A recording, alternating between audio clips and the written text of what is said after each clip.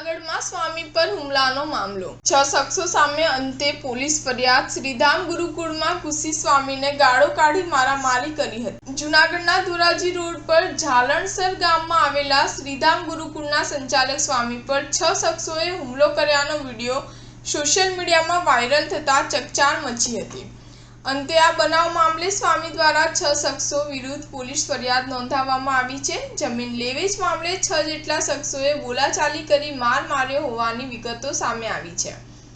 ગુનો નોંધાતા પોલીસે આરોપીઓની શોધખોળ કરી છે। જૂનાગઢના ધોરાજી રોડ પર ઝાલણસર ગામમાં આવેલા શ્રીધામ ગુરુકુળના સંચાલક વિજય પ્રકાશદાસ સ્વામી દ્વારા જૂનાગઢ તાલુકા પોલીસ સ્ટેશનમાં ફરિયાદ નોંધાવવામાં આવી છે।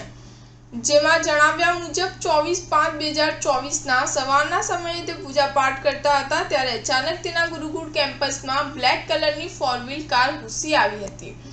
ત્યારબાદ ફરી બપોરે 12 વાગ્યાના સમયે બ્લેક કલરની 4 વ્હીલ કાર ફરી કેમ્પસમાં આવી હતી, જેમાંથી જસ્મીન માઢક, જય મોલિયા, પ્રકાશ વાઘ અને રામ આહિર નામના ઈસમો સંસ્થામાં આવ્યા હતા।